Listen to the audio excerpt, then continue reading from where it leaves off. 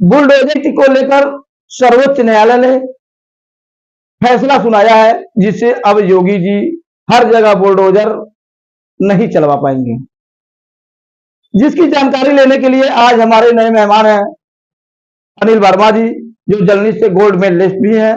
हम इनसे जानकारी लेंगे और अपने दर्शकों को बताएंगे कि ये नीति क्या है और क्या होना चाहिए, यह बुलडोजर किस तरीके से चलना चाहिए। तो लीजिए, बहुत बहुत धन्यवाद भाई साहब, और आप हमारे दर्शकों को यह जानकारी दीजिए कि है क्या। देखिए, बुलडोजर की कोई नीति नहीं बनाई सरकार ने। जी जी।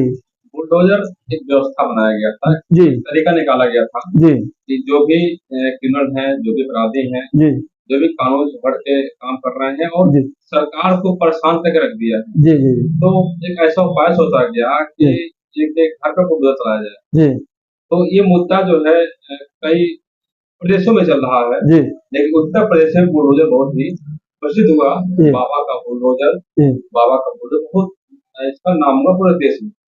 लेकिन सुप्रीम कोर्ट ने कह दिया कि भले ही कोई व्यक्ति उसका अपराध क्यों न सिद्ध हो गया हो, उसका घर बुलडोजर से नहीं गिराया जाएगा, जब तक तब तक जो है उसका कानूनी प्रावधान के तहत उसको पालन न कर दिया गया। यानी कि कोई व्यक्ति दोष सिद्ध है तभी उसका बुलडोजर से घर तक गिराया जाएगा जब कानूनी प्रक्रिया में ला करके उसको लाया जाएगा। लेकिन सवाल ये होता है कि एक बाप जो अपराधी हो और उसके अपराधी होने से किसी पूरे परिवार का घर गिरा दिया जाए, उसमें बच्चे और बीवी का क्या दोष है? वो क्या दोष है? वास्तव में एक बेटा अपराधी हो जाता है तो उसकी वजह से किसी का घर गिरा दिया जाए तो उसमें माता पिता का क्या दोष होता है?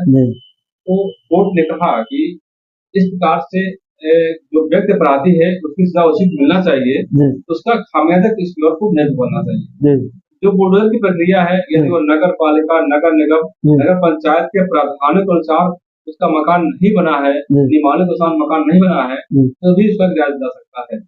अगर प्रावधान में लाए बिना किसी का मकान अचानक गिरा देंगे आप तो उसका उल्लंघन है। हालांकि उत्तर प्रदेश की योगी सरकार ने हलफनामा दायर कर दिया है इस आदेश के बाद, अब कहा है कि उत्तर प्रदेश में किसी का भी मकान नियम के खिलाफ नहीं गिराया गया है, नियम के खिलाफ भी उसका मकान गिराया जाता है। मतलब साफ है कि जो व्यक्ति अवैध कब्जा किया हो, गलत तरीके से उसका मकान बना हो, उसका नक्शा न पास हो, ऐसे मकानों को गिरा सकती सरकार। किसी व्यक्ति को जो अपराधी हो गया हो और उसके आधार पर पूरे परिवार का जो मकान है उसको नहीं गिरा सकती, उसको तहस नहीं कर सकती। ये प्रावधान एक अच्छा फैसला है सुप्रीम कोर्ट का, जिससे राज्य सरकारें भी जो भी बदले की भावना से कहें या किसी और तरीके से यदि किसी को नुकसान पहुंचा रही है तो अब वो उसको करने में सोचेंगे। प्रावधान जो है कानूनी प्रक्रिया में लाएंगे। अक्सर देखा जाता है कि जो माफिया होते हैं, वो माफिया होते हैं, तो उनका मकान जब गिराने के बारे आती है तो बहुत से ऐसे मिलते हैं जिनका मकान जो है अवैध तरीके से बना होता है, तो उसको नोटिस दिया जाता है। अवैध मकान जो है गिराने के लिए खाली करने नहीं करता तो कानूनी प्रक्रिया में ला करके अवैध करके उसको मकान गिरा दिया जाता है। अच्छा, एक सवाल और हमारा है, और हमारे दर्शक बंधु एक कमेंट करके भी हमेशा बताते रहते हैं कि यह बताइए, आने वाले विधानसभा चुनाव में योगी जी का बुलडोजर चल रहा है और सामने विधानसभा चुनाव है, तो ऐसे मामले में क्या असर पड़ेगा? जनता क्या सोच रही है, जनता क्या करे? देखिए, उत्तर प्रदेश में लोकसभा चुनाव 2024 के पहले योगी का बुलडोजर खूब चला। हाँ, उसके बाद भी कुछ जगह चला भी है, लेकिन हर जगह यही था कि योगी का बुलडोजर अपराधी नष्ट ना हो। एक भय पैदा हो गया था अपराधियों में, लोगों में कि बुलडोजर बाबा आ गए हैं, अब अपराध खत्म हो जाएगा। लेकिन अपराध खत्म नहीं हो पा रहा क्योंकि अपराध है यूपी में, लेकिन बुलडोजर से आप चुनाव नहीं जीत सकते हैं। कल बुलडोजर से समस्याएं आदमी सामने बहुत विकराल खड़ी हुई हैं। आप देख रहे होंगे कि पहले क्या था कि आप 100 रुपए लेके जाते थे मंडी में सब्जी खरीदने के लिए, तो पूरा झोला का भर जाता था। किराना दुकान पे आप जाते थे, किराना की दुकान पे जाने के बाद आपका जो है पैसा बचता था। आज क्या है, आप पूरी जेब खाली हो जा रही है, आदमी परेशान है। मध्यम वर्गीय परिवार, गरीब वर्गीय परिवार जो है आज से अधिक जो है वो संपत्ति अर्जित कर नहीं सकता है, इसलिए हमेशा गरीब बना रह जाता है। तो बाजार अनियंत्रित हो गया है, नौकरियां जो आउटसोर्सिंग मिल रही है, अस्थायी मिल नहीं पा रही हैं, तो आदमी परेशान है और परेशानी में आपका बुलडोजर उसको नहीं दिखाई देगा। आप कितना हो राशन बांटिए, लेकिन जब वो परेशान रहेगा तो वोट नहीं देगा। जाहिर सी बात है, ये देखा गया कि लोकसभा चुनाव में सपा जो 5 सीट पे थी वो उसको 36 सीटें मिल गई, और जो भाजपा 66 सीट पे थी 35 सीट पे आ गई। क्या मतलब है इसका? 33 सीट पे आ गई, क्या मतलब इसका? जाहिर सी बात है, कुछ भी कर लेंगे, आदमी परेशान रहेगा तो वोट नहीं देगा।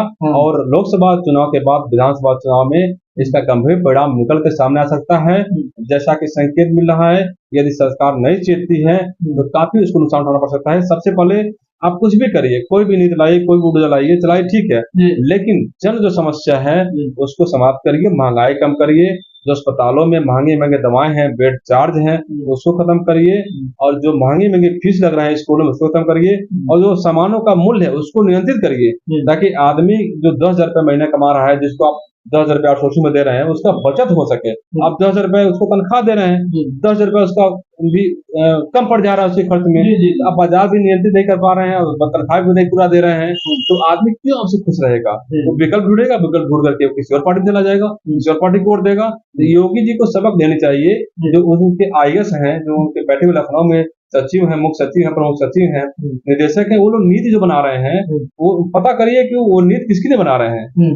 कहीं उनका किसी माफिया से या फिर किसी ठेकेदार से उनका संबंध तो नहीं है, उनको लाभ पहुंचाने के लिए वो नीति तो नहीं बना रहे हैं।